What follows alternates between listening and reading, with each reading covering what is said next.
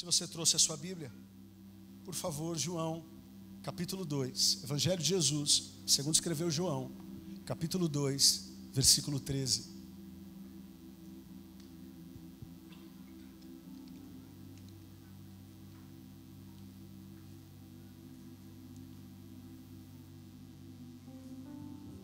João, capítulo 2, versículo 13.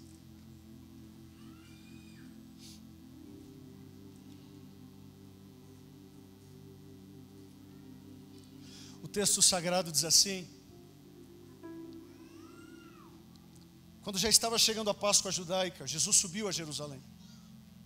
No meio do pátio do templo, viu alguns vendendo bois, ovelhas e pombas, e outros assentados diante de mesas, trocando dinheiro. Então ele fez um chicote de cordas e expulsou todos do templo, bem como as ovelhas e os bois. Espalhou as moedas dos cambistas e virou as suas mesas. Aos que vendiam pombas disse: tirem estas coisas daqui. Parem de fazer da casa do meu pai um mercado. Mesmo livro de João, só que agora capítulo 17, versículo 20. João 17, versículo 20.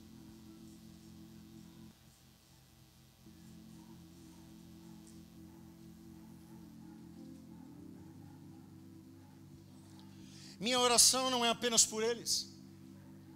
Rogo também por aqueles que crerão em mim, por meio da mensagem deles, para que todos sejam um, Pai, como tu estás em mim e eu em ti. Que eles também estejam em nós, para que o mundo creia que tu me enviaste. Dê-lhes a glória que me deste, para que eles sejam um. Assim como nós somos um, eu neles e tu em mim. Que eles sejam levados à plena unidade, para que o mundo saiba que tu me enviaste. E os amaste como igualmente me amaste. Corre um pouquinho mais para a Bíblia agora, Efésios capítulo 4, versículo 11. Efésios capítulo 4, versículo 11.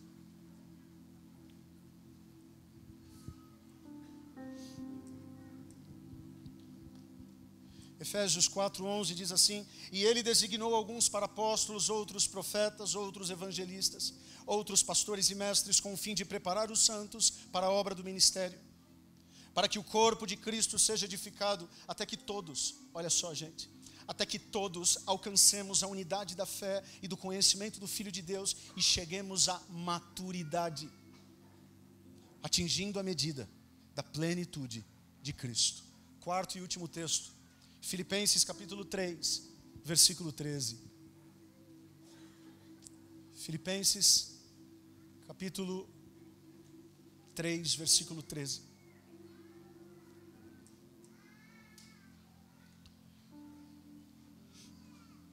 O texto diz assim: irmãos, não penso que eu mesmo já o tenha alcançado, mas uma coisa faço, esquecendo-me das coisas que ficaram para trás e avançando para as que estão adiante, prossigo para o alvo, aleluia, a fim de ganhar o prêmio do chamado celestial de Deus em Cristo Jesus. Amém.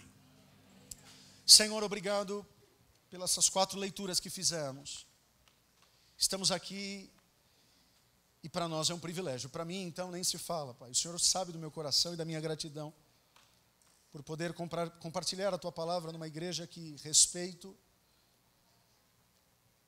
Homens e mulheres que lideram essa casa, que eu tenho uma profunda admiração, profundo carinho e que têm sido exemplos para nós que estamos começando. A minha gratidão, Deus, é uma honra para mim. Eu sei que muitos gostariam de estar no meu lugar, mas por graça e misericórdia o Senhor está me dando essa oportunidade de ministrar a Tua palavra mais uma vez aqui.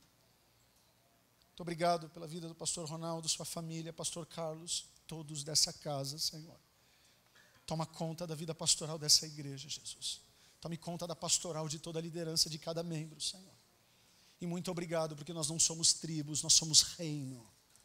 Obrigado porque as placas denominacionais não nos separam, muito pelo contrário, nos une através de Cristo Jesus. Obrigado, Senhor, que sejam minutos saudáveis, minutos de crescimento espiritual e que possamos sair daqui pessoas mais maduras, para enfrentarmos um 2019 ainda mais incrível, com a Tua força. Uns confiam em carros, mas carros enferrujam. Outros confiam em cavalos, mas cavalos tropeçam. Nós confiamos no Senhor que não enferruja e nem tropeça. Muito obrigado. Ao Senhor o louvor e a honra para sempre. Amém. Graças a Deus. Primeiro, eu fiquei muito feliz, obviamente, pelo convite. Mais uma vez, obrigado, pastor Ronaldo. Muito obrigado mesmo. Sua família, esposa, filhos. Muito obrigado mesmo. Obrigado. E fiquei também feliz a respeito daquilo que vocês estão trabalhando como série de mensagens para esse mês de janeiro. E nada melhor do que falar de planejamento, do que também em janeiro. Algumas pessoas planejam em dezembro, outras planejam em janeiro. Bem verdade é que é necessário planejarmos. É necessário sermos organizados.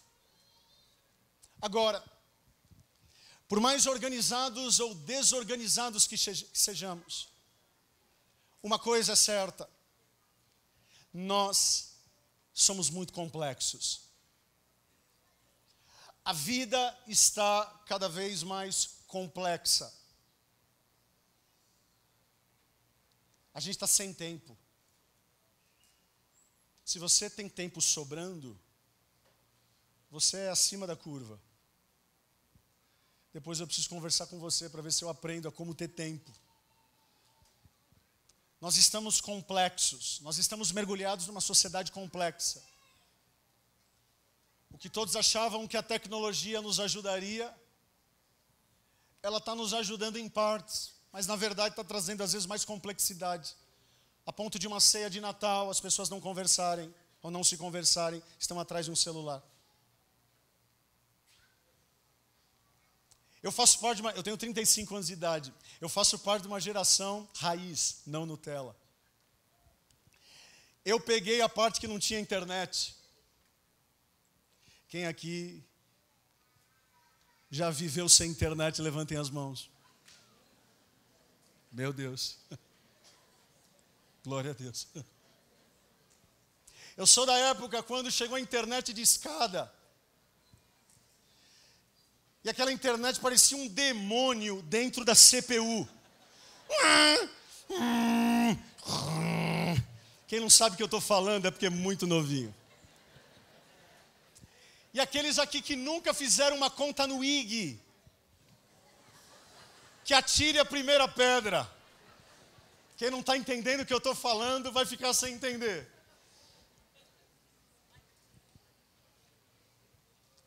Com a vinda da internet, a vida continua complexa, para não dizer mais complexa. Tanto é verdade que algumas empresas estão indo na contramão da complexidade. Empresas que eu acho que vocês não conhecem. Empresas que estão olhando o cenário complexo, estão tentando fazer o simples, para ganhar clientes como eu e você. Uma empresa que eu acho que você não conhece, que tenta fazer as coisas simples, é uma empresa chamada Apple.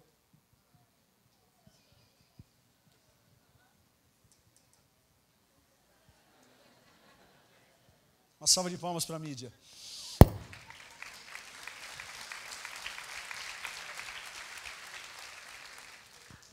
Essa empresa vocês não conhecem.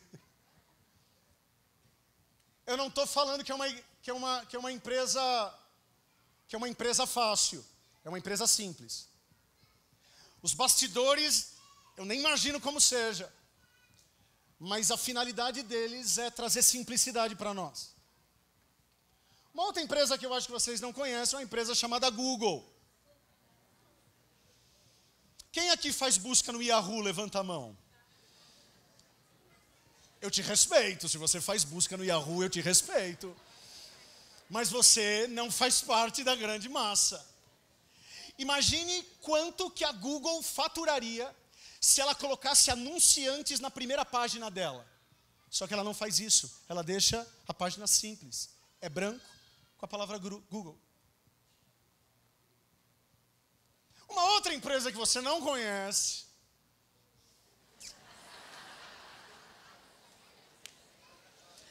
eu sou da época que eu alugava fita de videogame. E eu fazia assim na fita. Quem não sabe o que eu estou falando, bom sujeito não é. Com um clique você tem acesso a uma porção de filmes e séries. Essas empresas, elas já se ligaram que é necessário ir na contramão da complexidade. Muito obrigado, querida. Deus abençoe. Foi feita uma pesquisa nos Estados Unidos com mais de 400 igrejas evangélicas. Fizeram uma comparação com igrejas vibrantes, que crescem em quantidade e qualidade, versus igrejas que não crescem, nem em quantidade, nem em qualidade.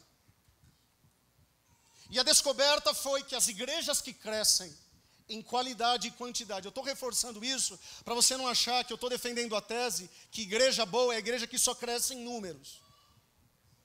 Não. Existem muitas igrejas que nos últimos anos não estão crescendo em números, mas está crescendo em qualidade.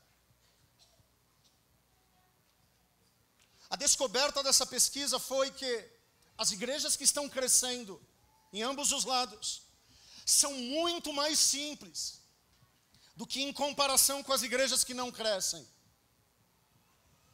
Ou seja, as igrejas que investem em processos simples são igrejas que de fato estão indo contra as portas do inferno. Tem pessoas que têm uma visão de batalha espiritual que parece que a igreja está aqui e Satanás está dando um murro na porta da igreja. Não é isso. Não é Satanás que dá murro na porta da igreja ou chute. A Bíblia não diz isso. Mas quem está chutando a porta do inferno é a igreja. As portas do inferno não prevalecerão contra a igreja. Quem está com dor de cabeça aqui não é a igreja. Quem está com dor de cabeça aqui é o inferno. E todas as vezes que eu falar aqui de igreja, eu gostaria que você colocasse a sua família. Nessa pesquisa, igrejas complexas estão abarrotadas de programações semanais, porém estão patinando, estão anêmicas e com muitas dificuldades de se manterem em seus respectivos bairros e cidades. Agora, o que essa pesquisa traz de importante e o que ela quer nos ensinar é que não é que a gente tem que ser simples porque está na moda ser simples. Não, não está na moda ser simples, está na moda ser complexo. Esses dias uma pessoa disse para mim: pastor, eu estou muito triste com a ADAI. A ADAI é a igreja que eu pastoreio, Assembleia de Deus Alto de Ipiranga. Eu falei: por que você está triste? Não, é porque não tem culto de libertação lá na nossa igreja. Eu falei: ok, as igrejas que têm culto de libertação, amém. Mas eu acredito que todos os cultos são cultos onde Deus liberta por meio da sua palavra. O que Jesus disse? Conhecereis a verdade. Isso que é bom pregar em igreja simples. Agora, quando eu falo que nós como família e nós como igreja temos que ser simples, eu não estou dizendo mais uma vez que isso é fácil. Não é fácil ser simples. Ser simples é uma coisa, ser fácil é outra coisa. Ser simples dá trabalho, ser fácil é sem esforço. Eu não sei se vocês já perceberam, mas Jesus foi o revolucionário original do simples. Ele entrou num cenário complicado e poluído, congestionado com saduceus, fariseus, zelotes e essênios. E eles levantavam a tese para se achegar a Deus, além do perdão de pecados que era necessário pedir. Eles falavam que haviam 613 leis, que as pessoas teriam que cumprir para que de fato pudessem se achegar a Deus. Jesus vem e fala: não, está muito complexo isso, eu vou resumir. Ame a Deus acima de todas as coisas e o seu próximo como a ti mesmo. Jesus não obedeceu a regra desses caras, até porque ele não aguentava tanta hipocrisia. Para Jesus, fazer igreja para fariseu e saduceu era muito complexo. Jesus, ele foi na igreja simples. Jesus construiu uma igreja onde o alvo da pregação deles era quem? Pecador, prostituta. Se eu posso me atrever a definir o que seria uma igreja simples, uma família simples. Para você, de fato, ter um ano de 2019 simples, não complexo. Eu diria que uma igreja simples, uma família simples, é uma organização que sempre está em busca de maturidade. Pensando sobre tudo isso que eu estou acabando de dizer a respeito dessas empresas que eu disse, através dessa pesquisa que eu trouxe aqui para vocês, eu fiquei pensando em como a igreja primitiva era. E comecei a fazer um paralelo entre o que eles tinham e o que nós precisamos ter. Porque eu acredito, gente, desculpa, eu sou meio empolgado assim, tá? Assembleiano é assim, ok? Mas é crente. Ok. Eu não sei vocês, mas eu acredito que a mesma relevância que a igreja primitiva teve no primeiro século, essa mesma relevância nós podemos ter no século 21. Até porque o Deus é o mesmo, o Cristo é o mesmo, o Espírito é o mesmo. Nós podemos ser uma igreja que de fato empurre as portas infernais. Uma igreja que tem a mesma relevância. E eu digo isso obviamente com muita humildade. Uma das coisas que havia na igreja primitiva era pessoas imperfeitas. Muitas pessoas olham para Atos 2 e leem aquele texto. Eu acho aquele texto romântico. Eu acho aquele texto maravilhoso. Eu tenho saudade da igreja de Atos 2, mesmo sem pertencer a ela. Dá para entender? Não dá. Quando a gente lê Atos 2, a gente fala, uau, que igreja é essa? Todos tinham as mesmas coisas em comum. Se um tinha Coca-Cola, o outro tinha que tomar Coca-Cola também. Se o outro tinha filé mignon, tinha que ter filé mignon. Mas se tivesse a 100, tinha que ter a 100 o outro. Isso é quase que surreal para o nosso tempo. E muitas pessoas falam, não, essa igreja a gente não chega lá. Porque essa igreja foi uma igreja perfeita, com pessoas perfeitas. Nada disso. É só você ler Atos 4 e Atos 5, que já está tudo zoado.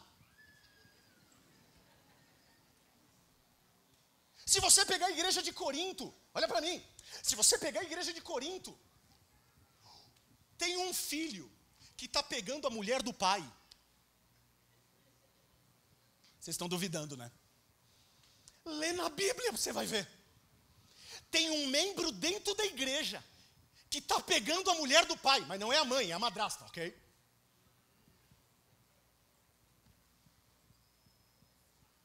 Então, uma das características que havia na igreja primitiva é uma igreja com pessoas imperfeitas.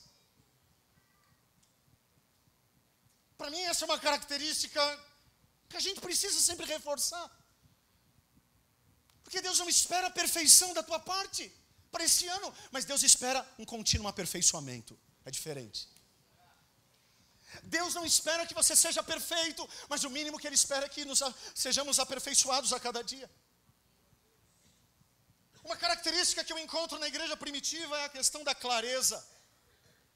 O texto de Efésios capítulo 4 que nós lemos, olha só, ele designou alguns para apóstolos, profetas, evangelistas, pastores e mestres, com o fim de preparar os santos para a obra do ministério, para que o corpo de Cristo seja edificado, até que todos alcancemos a unidade da fé e do conhecimento do Filho de Deus. E olha só, os apóstolos trabalhavam, os mestres trabalhavam, os pastores trabalhavam. Qual é o intuito? Qual era a clareza da igreja primitiva? Levar maturidade.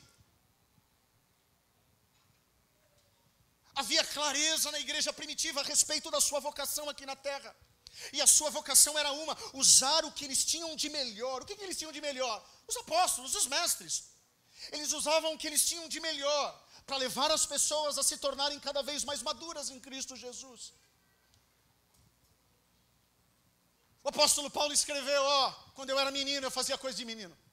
Quando eu era adolescente eu fazia coisa de adolescente. Quando eu era jovem eu fazia coisa de jovem. Mas agora eu sou homem, cresci, eu faço coisas de pessoas adultas. Tem pessoas que têm cabelo branco na igreja que parece adolescente espiritual. Aqui não, só lá na nossa igreja. Aqui não, fiquem tranquilos, eu não estou falando com vocês aqui. Eu estou falando da minha realidade lá. Tem gente barbada na igreja, que já tem os seus 50, 60 anos, que ainda comete besteiras na vida cristã. E o pior não é isso, o pior é que a consequência não vem só para ele, vem para a família toda. Deus é tão bom que deixa você plantar o que você quer, mas Ele é tão justo que você só colhe aquilo que você planta. Você pode profetizar que o teu 2019 vai ser bonito, maravilhoso, esplendoroso. Se não semear coisas boas, não adianta, a vida não é mágica não. Se desejamos ser simples, mesmo sendo imperfeitos, ser claros como a igreja primitiva foi, como família, como igreja local, precisamos usar o melhor dos nossos dons, talentos e vocação, para fazer das pessoas dessa igreja, da nossa família, dos meus filhos, pessoas mais parecidas com Jesus Cristo. Que as pessoas olhem para a gente e falam, você está mais parecido com Jesus. Mas a gente só vai ficar parecido com Jesus se a gente fizer o que Ele fez. Tomar um tapa na cara, dá outro. Se alguém te pedir para ir 1 milha, vai 2. Esse que é o desafio, gente. Agora a vida cristã é desafiadora. Se nós queremos colocar a agenda de 2019 nas mãos de Deus, precisamos estar claros. Porque havia clareza na igreja primitiva, que a gente precisa ficar mais maduro. Parar de ser infantil em algumas coisas. Que Deus nos dê a maturidade do Abacuque, que disse, ainda que a figueira não floresça, ainda que não haja fruto na vide, ainda que a conta esteja no negativo, ainda que acabei de passar por um luto, ok, todavia, me alegrarei no Deus da minha salvação. Não se alegrem porque tem dinheiro na conta, mas alegrai-vos porque o vosso nome está escrito no livro da vida. Dá uma salva de palmas a Ele que é o autor e consumador da nossa fé.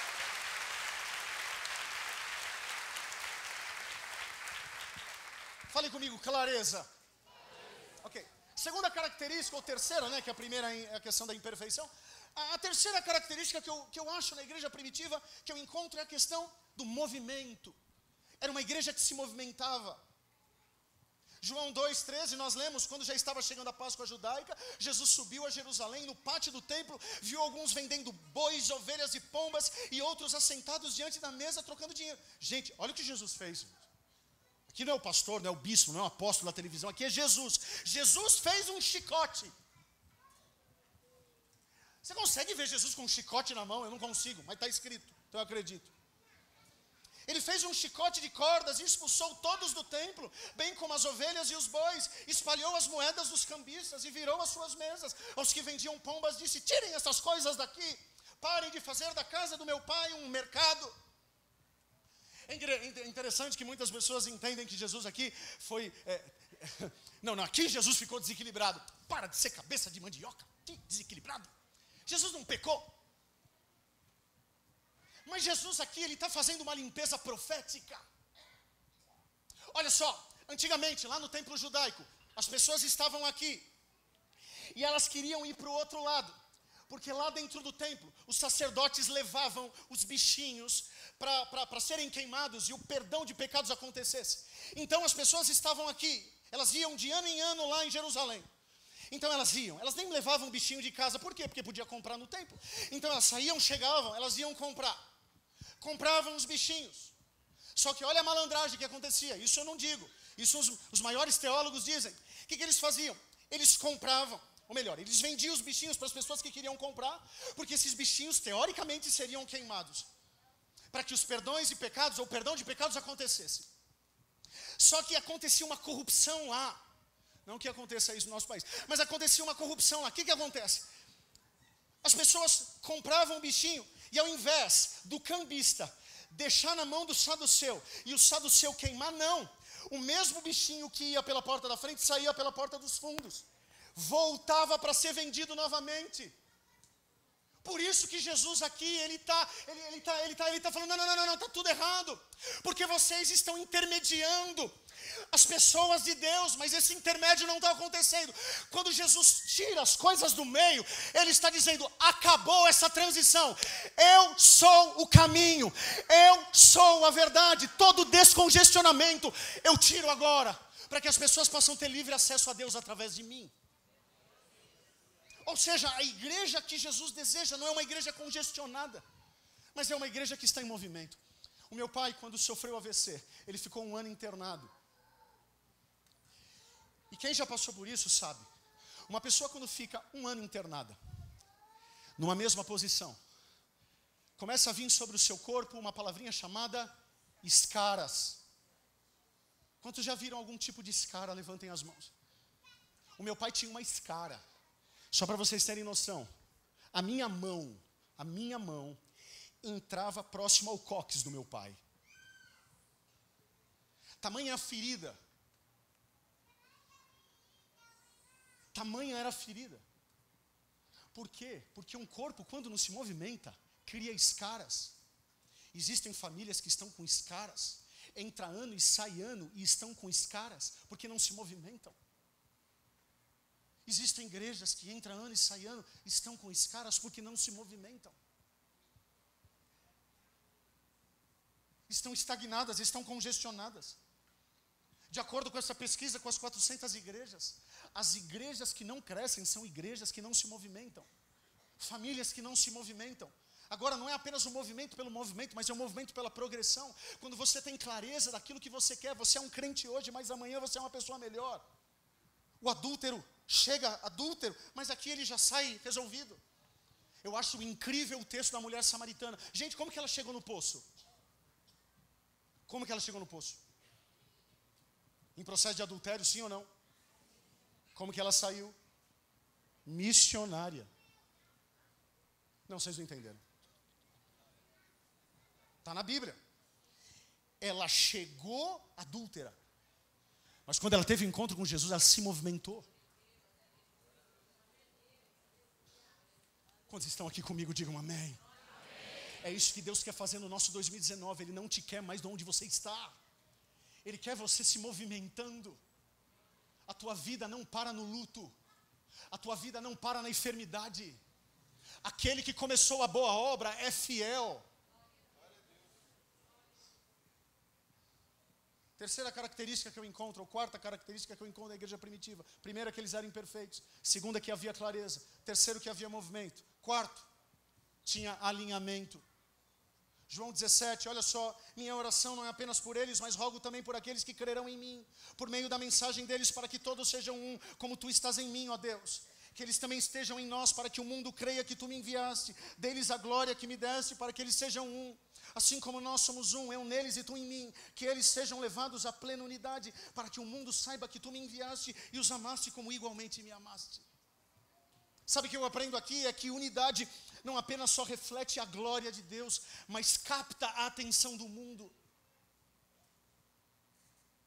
Eu não sei se vocês concordam comigo, mas se as pessoas, elas de fato estão unidas, gera a bênção do Senhor. Se você não concorda, desculpa, mas está escrito no Salmo 133, ó quão bom e quão suave é que os irmãos vivam em união. Quando isso acontece, o que Deus ordena? Deus ordena a bênção. Agora, se união traz a bênção, o que traz a desunião? Fala, gente, não é pecado falar não. Maldição. Que em Cristo Jesus possamos ser claros daquilo que precisamos fazer esse ano. Qual é a clareza? Que você tenha mais maturidade em Deus. Se existe algo que você precisa colocar na pauta da tua agenda, é ser mais maduro, como eu preciso ser mais maduro. Que na pauta da nossa agenda haja movimento. Nós não podemos ficar congestionados no mesmo lugar. Nós precisamos crescer na estatura de varão perfeito. E nós precisamos estar alinhados. Olha o que Jesus disse: todos saberão que vocês são os meus discípulos, se vocês se amarem uns aos outros.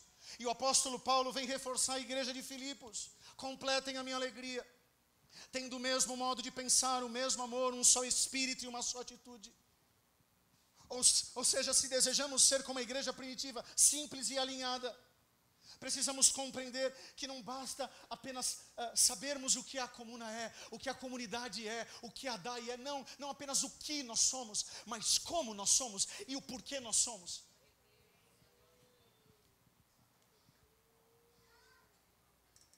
A unidade sempre será poderosa, ela será magnética e terá grande impacto e sempre será a essência do alinhamento. Que em Cristo Jesus você consiga alinhar a tua família aos propósitos da tua casa. Chame Jesus para participar da tua agenda. Eu gosto de usar uma ferramenta chamada Google Agenda. Com todo respeito a Yahoo. Mas eu gosto de ficar com o Google Agenda. Ei, se você não deixar Deus construir a tua agenda, as pessoas vão construir para você. Tem um livro do pastor Bill Hybels, da igreja Willow Creek, que se chama assim, ó, Ocupado Demais para Deixar de Orar. Pegaram o trocadilho? Não é ocupado para orar, é ocupado demais para deixar de orar. Que a oração faça parte da tua agenda. Que participar de uma célula, que eu sei que vocês têm, faça parte da agenda de vocês. Que a vida está complexa, ela está complexa, eu sei disso. Mas é você, através do Espírito Santo, que pode mudar a agenda. Tudo se baseia na agenda. Tudo se baseia no planejamento que você pode fazer e exercer para os próximos meses. Não entre na onda do Zeca Pagodinho, pelo amor de Deus. Pelo amor de Deus, não deixe o teu patrão te levar, não deixe a vida te levar. Deixe Jesus falar, eu quero um tempo com você. Eu quero te ver um dia na célula, na semana. Eu quero te ver num culto dominical. Eu quero ver você levando teu filho no cinema. Eu quero que você vá com a sua esposa fazer compra no supermercado. Jesus está falando comigo, porque eu nunca vou, mas ok.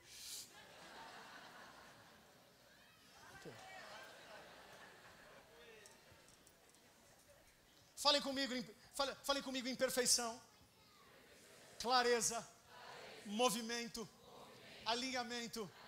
Quarto e último, foco. Filipenses 3,13, irmãos, não penso em que eu mesmo já o tenha alcançado, mas uma coisa faço, esquecendo-me das coisas que ficaram para trás e avançando para as que estão adiante, prossigo para o alvo, a fim de ganhar o prêmio do chamado celestial de Deus em Cristo Jesus. Existem pessoas que estão focadas em tudo, menos em Deus.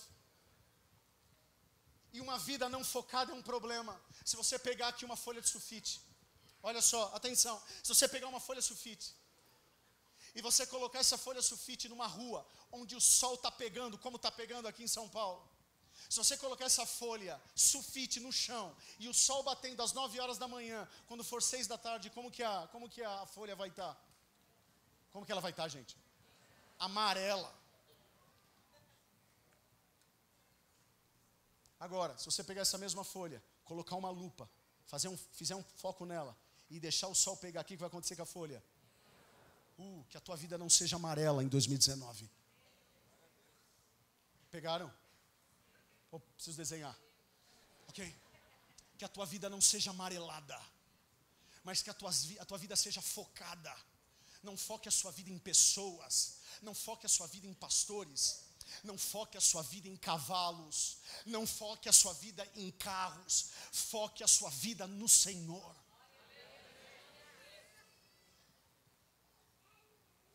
Infelizmente, hoje é uma epidemia de espiritualidade fast food. Entre os crentes atuais, pessoas que gostam de cardápios espirituais grandes e querem que essas opções sejam servidas rapidamente. Uma nova ideia surge e o cardápio aumenta.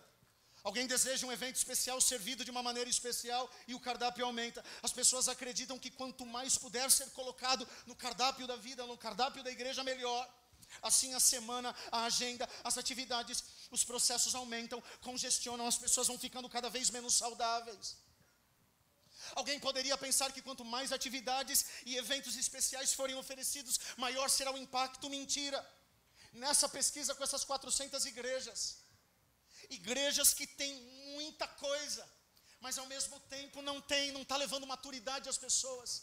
Famílias que fazem um monte de coisa, mas não estão investindo em leitura bíblica com seus filhos.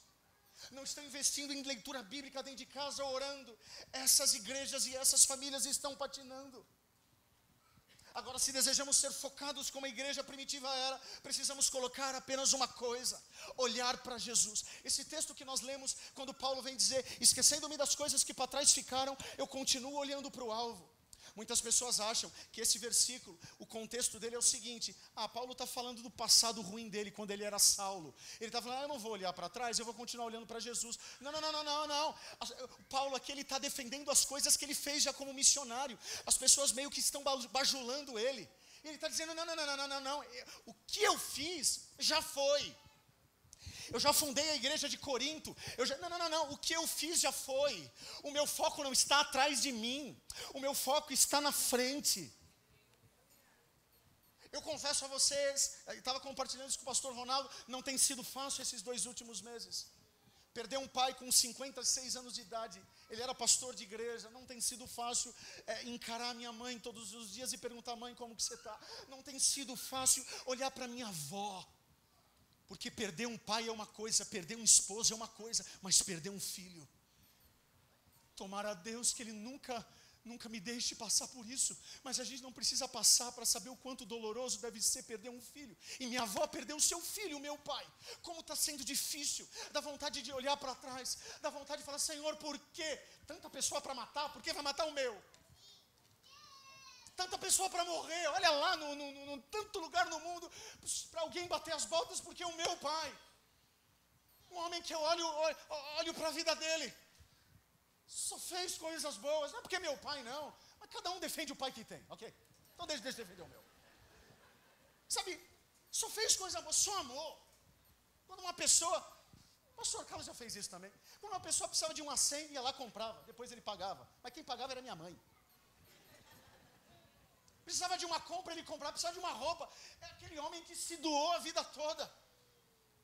E aí ver ele morrer cedo, ver ele sem poder brincar com os meus filhos. Eu tenho um filho de 8 e outro de 3. Como está sendo doloroso não poder ver meu pai brincando de avô com os meus filhos. Eu nem posso ouvir aquela música do Fábio Júnior, sabe?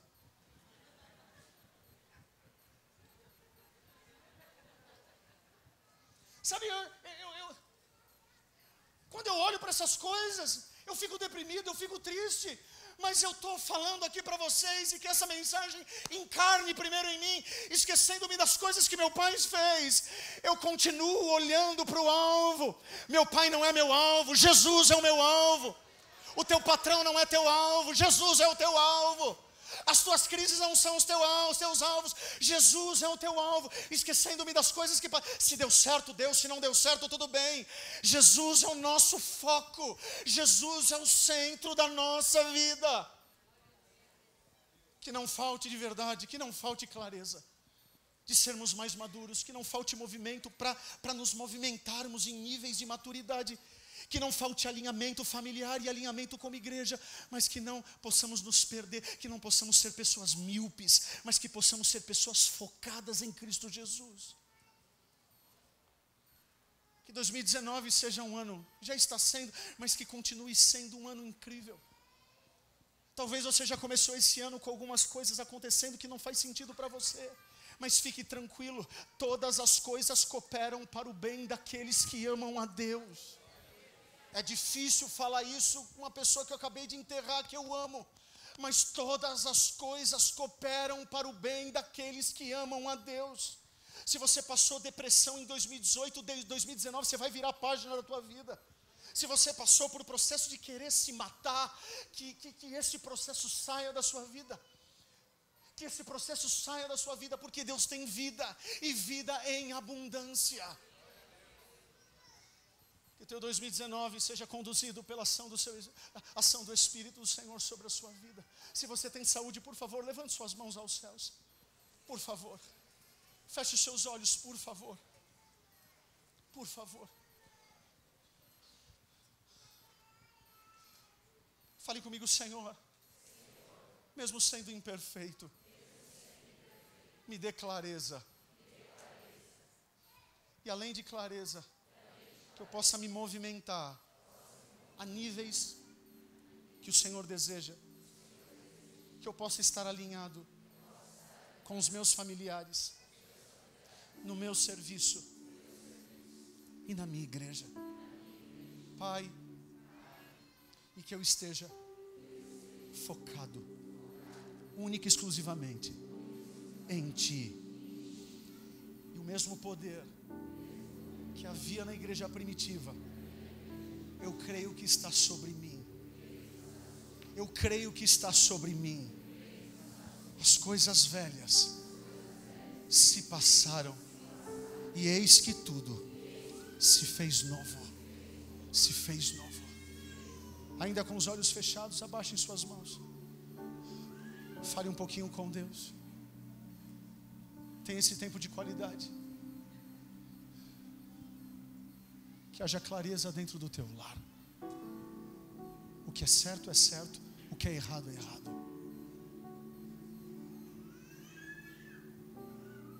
Que haja movimento saudável na tua casa. Que haja alinhamento. E que haja foco. Eu quero acreditar que você vai terminar 2019 dizendo: eu e a minha casa serviremos ao Senhor.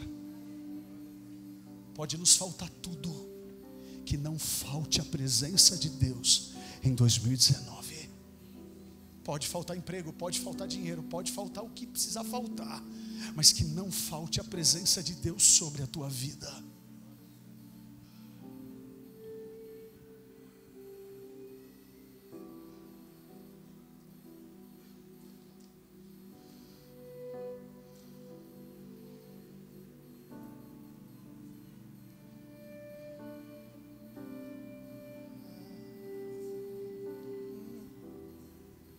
Louvar-te é bem mais do que eu mereço. Adorar-te é mais profundo. Se você quer entregar a sua agenda para Deus, por favor, se coloque em pé. Servir-te é tudo que eu espero. O que mais quero é estar mais junto a ti.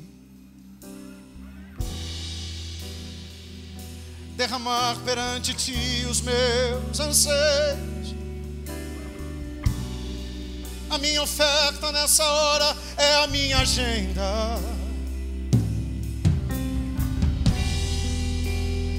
E te contar os meus maiores e pequenos sonhos. Ah, Senhor, como eu dependo. Quantos são vulneráveis, dependentes de Deus? Erga suas mãos e cante, vai lá. Para me curar, para me ensinar o caminho.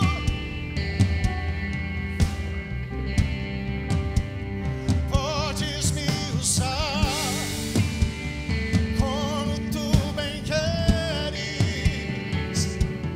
Abro o meu coração.